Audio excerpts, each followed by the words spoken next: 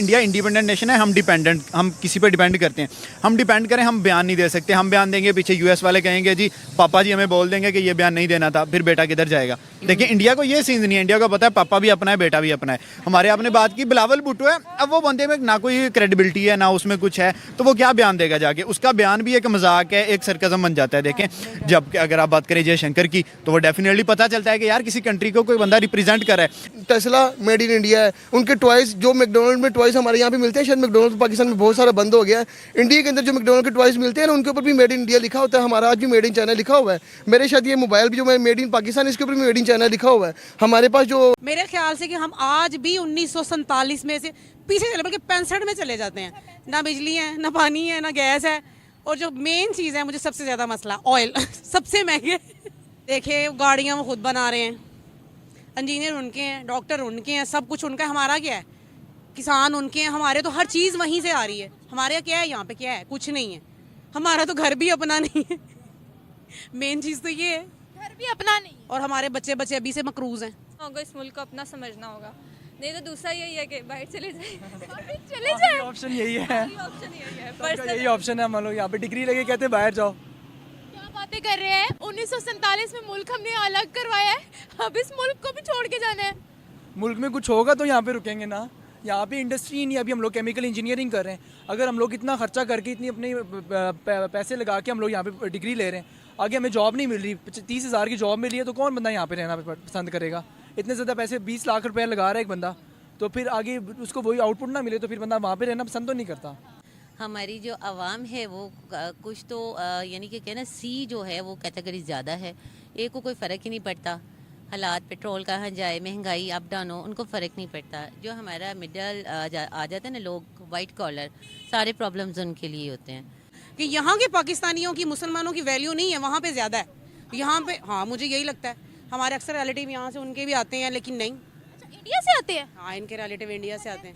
हाँ क्या बताते हैं, डंडों से मार कुटाई नहीं होती उनकी? नहीं, वो तो मज़े में रहते हैं, इतने रहते हैं? हाँ क्या कहते, क्या बातें कर रही हैं आप? मैं इनकी तरफ जाना चाहूंगी। कनक जो है वो घर में मिलती है, राशन उनको घर में मिलता है, 2 रुपए किलो कनक।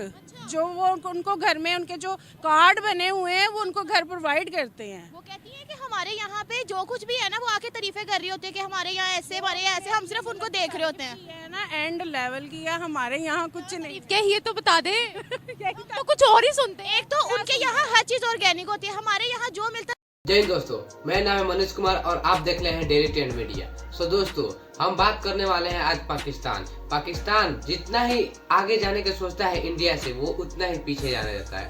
और वहाँ पे रोटी दाने के लिए लोग तरस रहे हैं। वहाँ पे इतने भूखमरी बढ़ चुकी है, वहाँ आप सोच नहीं सकते। वो इतना गरीब देश बन चुका है। जब इंडिया से वो बिछड़ा तो तब से ही आज तक वो गरीब की गरीब ही रह गया है। इस सब का कारण है आतंकवाद। वहाँ के पे ज्यादा से ज्यादातर आतंकवादी लोग रहते हैं, इसलिए वो उससे देश से कोई भी हाथ मिलाना नहीं चाहता है, इससे उसका तरक्की नहीं हो पाता है। तो दोस्तों हम चलिए देखते हैं वहाँ के पब्लिक लोगों से क्या राय है, उनके अपने ही मुल्क के बारे में वो पब्लिक लोग क्या सोचते हैं।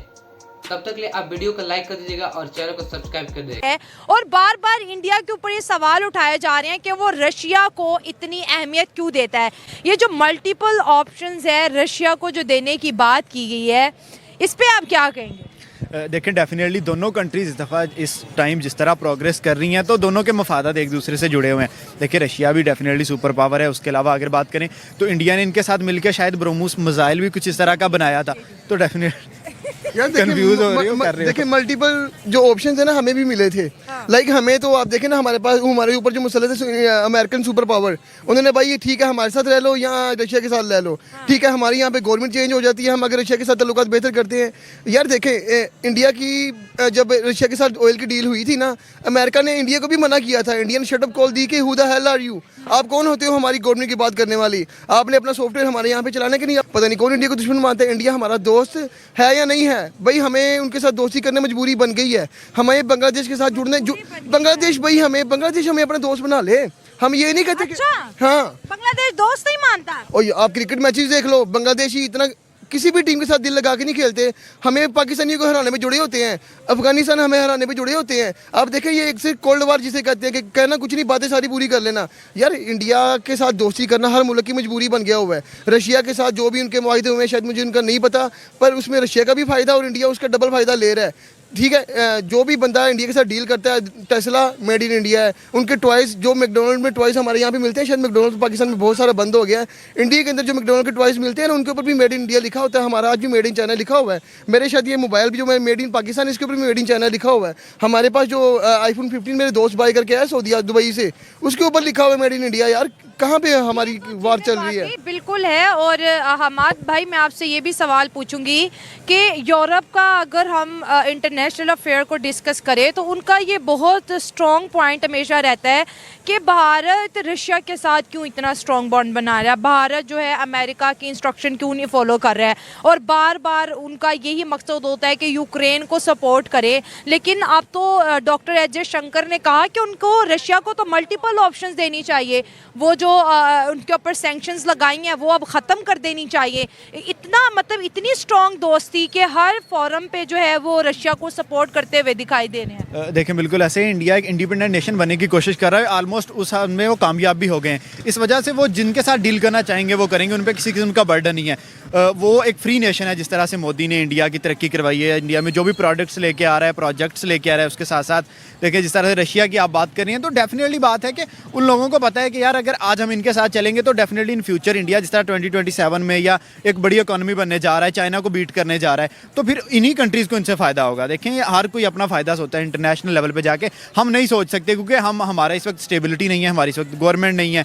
देखिए जिस तरह भाई ने बात की कि हमें हर चीज़ के लिए मोहताजी है, हमें कुछ चाहिए होता है, हम चाइना से कहते हैं कि जी चाइना हमें दे, हमें तो लोन चाहिए, हम IMF पास जा रहे हैं, जी हमारे पास पैसा नहीं है गवर्नमेंट चलाने के लिए। बरक्स इंडिया का ये सीन नहीं है। देखिए वो अपने पाँव पे खड़े हो गए और जम भी गए हैं। जिस तरह से मोदी अभी जम्मू कश्मीर गया, उनको जाके चीज़ें प्रोवाइड कर रहा है। 32,000 करोड़ की इन्वेस्टमेंट दी है, कोई 209 टाइप प्रोजेक्ट्स कुछ इस तरह की मैं न्यूज़ पढ़ रहा था, तो वो उनको प्रोजेक्ट्स देके जा रहा है। देखिए कह रहे थे जी मुसलमानों पे जुल्म हो रहा है, तो हमने आज़ाद कश्मीर को क्या दे दिया, हमने क्या दिया? ठीक है हम अपने मुल्क को कुछ नहीं दे पा रहे, हमारे जो मुल्क के 70% यूथ है वो चाह रही है जी हम मुल्क से बाहर चले जाएं। बरक्स इंडिया में इस तरह से नहीं है। अब देख लो India day by day gradually तरक्की करता जा रहा है। कोई भी आप फील्ड उठा के बीबी से मकरूज हो गया हुआ है। दुनिया हमें किस नज़र से देख रही है? हम तो अपनी बंदरगाहें भी गिरवी रखवा रहे हैं। बिल्कुल ऐसे ही है। मैं कहती हूँ कि हमारा मुल्क दुनिया के गरीब तरीन ममालिक में से है, और जो हमारे हुक्मरान हैं, मैं तो कहती हूँ उससे अच्छा है कोई नया हुक्मरान आए। ये जितने भी हैं ना, मेरे ख्याल में से इनमें से किसी को भी नहीं होना चाहिए।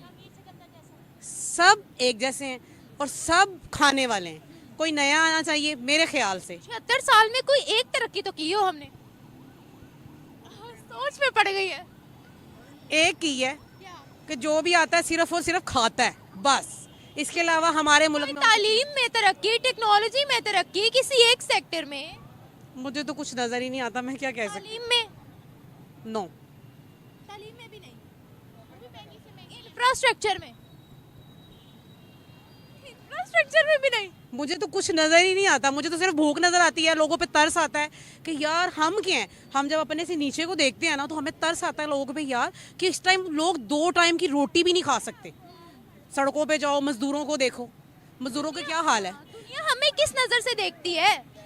दुनिया की तो मुझे पता नहीं है। जो बाहर की कंट्री है ना वो हमें इस नज़रिए से देखती है। किसी को बताओ ना पाकिस्तानी, वो हमें देख के भाग जाते हैं जैसे पता नहीं हम अछूत की बीमारी है। क्या वजह है? बम लेके घूमते हैं क्या हम?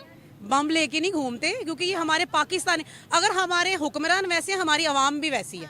बात ये है। क्यों डरते हैं हमसे लोग बाहर के कंट्रीज के? क्योंकि मुझे ये लगता है कि हमारा देखो वो जो अंग्रेज लोग हैं। दोस्तों आखिरकार आप क्या सोचते हैं इन पाकिस्तानियों के बारे में? कमेंट में जरूर बताइएगा। जय हिंद, जय भारत।